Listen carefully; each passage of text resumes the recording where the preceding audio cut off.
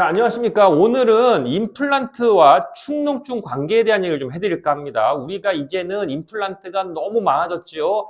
연세 드신 분부터 요즘 젊은 친구들까지 임플란트 경우가 매우 많은데 여기서 발생하는 요즘의 문제가 축농증이에요. 그러니까 축농증이 임플란트로 인해서 없던 게 생기기도 하고요. 있는 축농증이 나빠지기도 해요. 근데 문제는 이렇게 됐을 때는 축농증의 문제가 아니라 임플란트에서 문제가 발생해요. 내가 비싼 돈 주고 힘들게 임플란트를 꼽았는데 문제는 뭐예요? 빼야 되는 상황이 발생하는 거예요. 그런데 더 큰 문제는 뺀 다음에 다시 못 끼게 될 수가 있다는 거예요. 그래서 임플란트를 앞둔 분들 혹은 임플란트를 하신 분들은 꼭 오늘 내용을 좀 참고로 기억해 주시면 좋겠습니다. 제가 영상을 화면을 보면서 사진 보면서 좀 설명을 좀 드리겠습니다. 자, 보시게 되면 항상 제가 설명드린 내용이 뭐냐면 우리에게 코 주변에는 빈 방이 있다. 그 빈 방이 코랑 통해져 있는다. 이런 방에 염증이 생기는 걸 축농증이라 한다. 그래서 여기 부분에 염증 생기면 축농증이라고 한다라고 말씀드렸는데 문제는 뭐예요? 우리가 임플란트를 꼽을 때 이렇게 꼽는다는 거예요.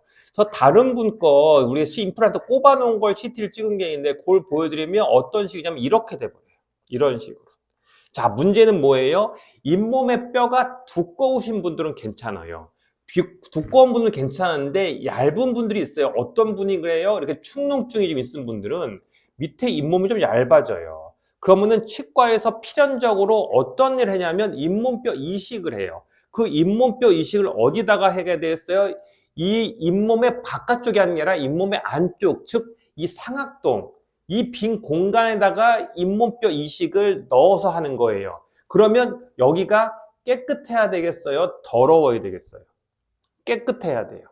그거를 꼭 확인해야 되는데 치과 선생님들이 장비가 부족해서인지 아니면 이 환자를 빨리 수술하고 싶은 마음이 있었던 건지 모르겠으나 그 확인 작업을 잘 안 한다는 게 저는 솔직히 말하면 좀 답답해요. 왜냐하면 임플란트는 한 번 꼽으면 평생 쓰려고 꼽으시는 거 아니에요? 뭐 1년, 2년 꼭 바꿀게 이러면 상관없겠지만 저희 어머니도 하고 아버지도 했지만 하면은 평생 쓸 생각으로 하는 거란 말이고 하고 젊으신 분이 30대가 이빨에서 뺐어 그분도 평생 한 번 할 생각하는 거지 10년마다 바꿀 게 아니고 그럴 수도 없단 말이에요. 왜냐하면 임플란트는 여러분 알지만 나사를 박는 거예요. 나무에다가 나사를 박아요. 근데 이게 헐렁해졌어요. 빼면요. 그 다음엔요. 더 큰 나사 박아야 돼요. 똑같은 나사가 안 박힌단 말이에요. 그럼 어떻게 되겠어요? 그러면 잇몸을 어디다가 박냔 말이에요. 한계가 있겠죠.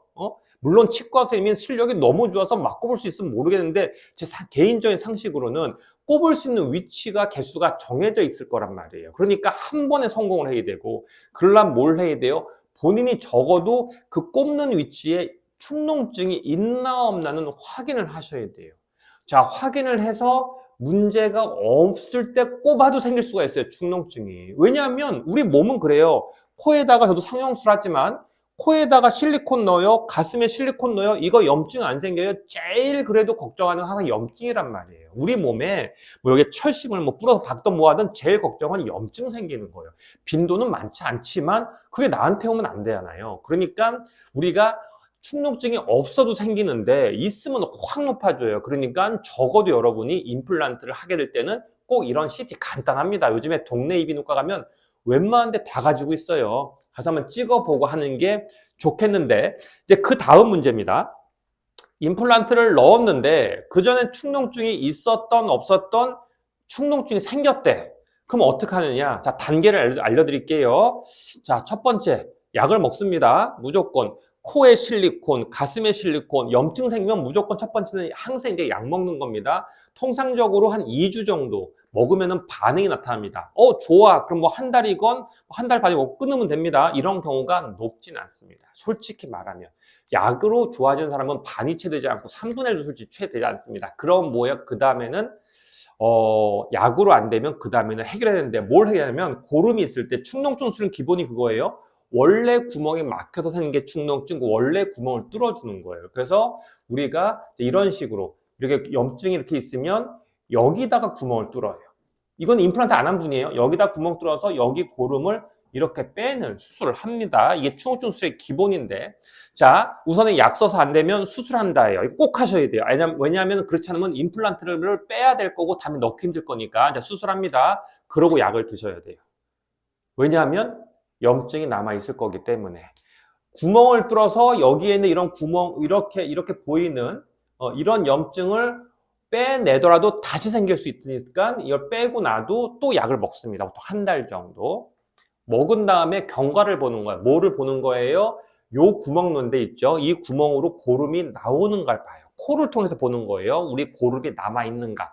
아, 다행히 고름이 이제 없어요. 안 나와요. 그럼 임플란트는 살린 거예요. 그런데 한 달 지나고 2달 지나고 약을 한 달 먹었는데 계속 고름이 나와요. 그럼 이제 복잡해지기 시작하는 거예요. 왜냐하면 임플란트를 빼야 되거든요. 근데 아까 말했지만 빼는 게 정말 이제 다들 스트레스인 거예요. 저도 결정해주기 어렵고 그 결정은 치과 선생님이랑 하셔야 되는데 딱 보면 나오죠. 이거는 못 살리겠구나. 못 살리는 건 할 수 없이 빼셔야 될 거고 그게 최악의 상황이죠. 그 다음에 다시 넣는 것도 힘들기 때문에. 그래서 이걸 안 당하시려면 꼭 임플란트 넣기 전에 이비인후과 가셔가지고 CT 찍으시고 찍었더니 충후증이 있대? 그럼 그거는 수술하시는 거예요. 충농증은 임플란트 꽂기 전에 충농증을 기다리는 건 말도 안 되는 짓이에요. 그럼 바보 같은 짓이에요. 그러니까 하지 마시고 충농증이 있으면 빨리 그거는 수술하고 난 다음에 얼마 정도 4개월 후에 임플란트를 꼽으시는 게 좋겠습니다.